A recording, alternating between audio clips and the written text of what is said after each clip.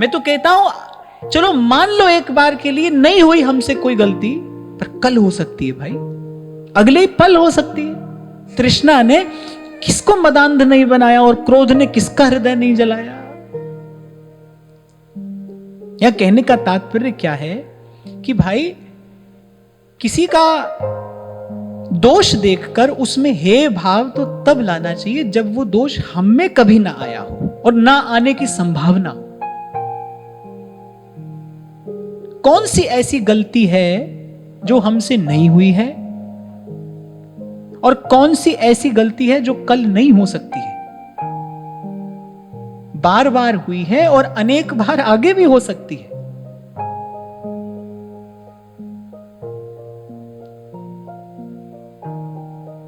जब एकादश स्कंध में भगवान उद्धव जी से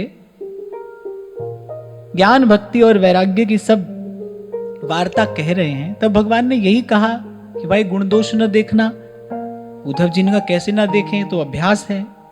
फिर भगवान ने बड़ी सुंदर बात कही ना, बोले अच्छा ठीक है, फिर गुण दूसरे का देखना। अगर गुण दोष देखने का अभ्यास ही है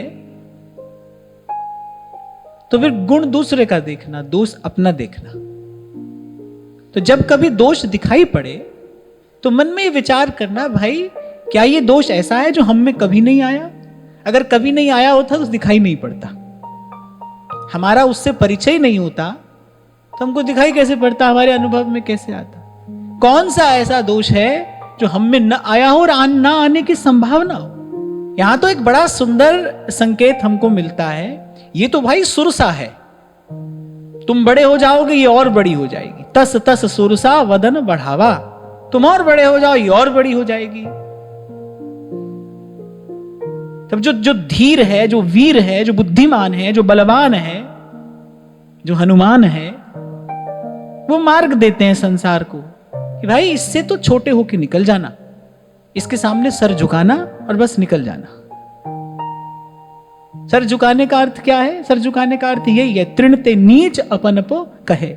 पहली बात, पहली मांग हरि भक्ति के लिए यही तो आचार्यों ने कही, तृणादपि सुनीचेन तरोरपि सहिष्णुना अमानिना मानदेन कीर्तनीय सदा हरि।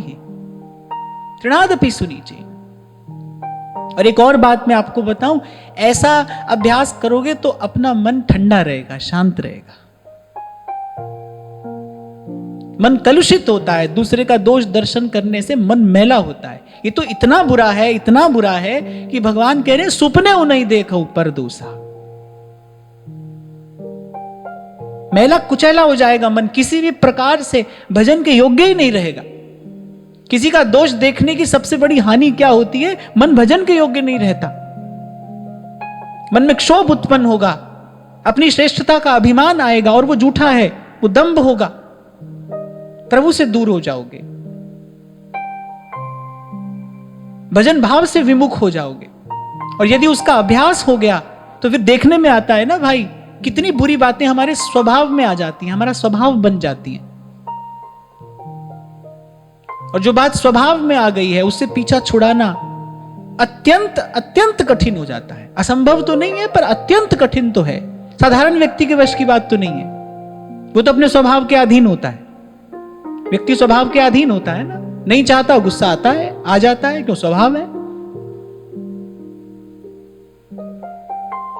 झूठ बोलते बोलते झूठ बोलने का अभ्यास हो जाता है, झूठ बोलना हमारे स्वभाव में आ जाता है, फिर झूठ बोलना बुरा नहीं लगता। व्यक्ति को पता भी नहीं चलता कि मैं झूठ बोल रहा हूं, बोले ही चला जा रहा हूं, स्वभाव में आ गया। यहां एक और बात हाथ आती है, सावधान रहना कि कोई विकार आपका स्वभाव न बन जाए, फिर उससे पीछा छुड़ाना लगभग असंभव हो जाएगा। बच के रहना, बचे रहना। और बचे रहने की एक ही विधि है कि केवटिया से लगे रहना।